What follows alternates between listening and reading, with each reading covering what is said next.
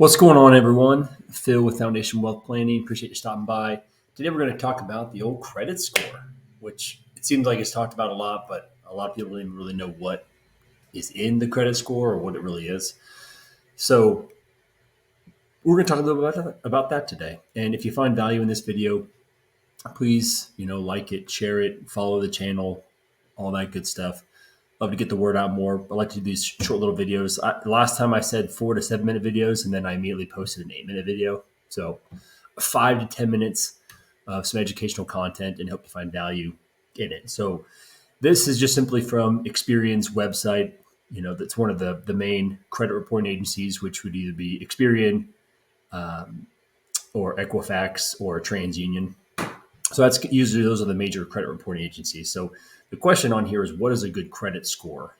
Which again is kind of funny because is a credit score even good? Do we even need it? We'll talk about that.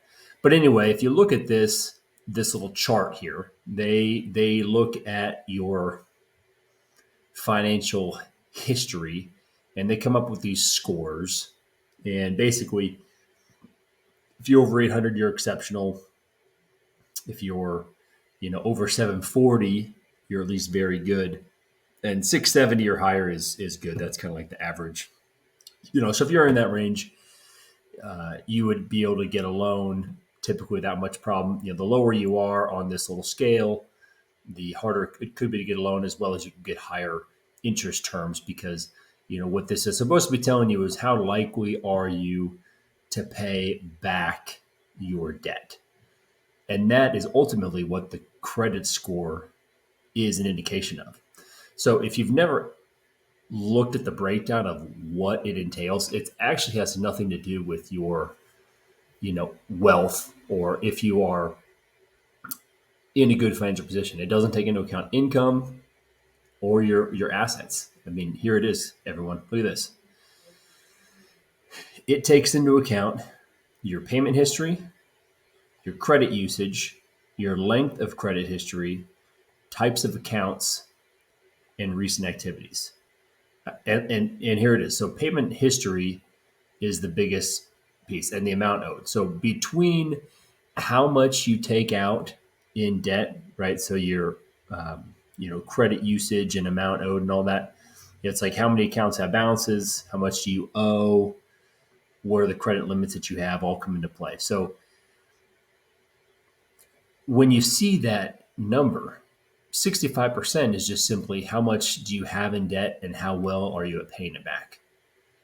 That has nothing to do with your income, your assets. Are you budgeting? Are you saving for the future? Are you investing? Are you, a good person? Are you gonna, I guess the one thing is that it would say is that you would theoretically be a good person because you pay back your debts. That's really the only thing that it measures. The amount, how long have you had credit? So again, that's establishing that you've been able to pay it back for a long period of time, right? You don't want just someone that says, "Hey, I paid it back," but it's only been 1 year. You want someone that's got that long track record of paying it back, and that's how you get a better score. So the question is this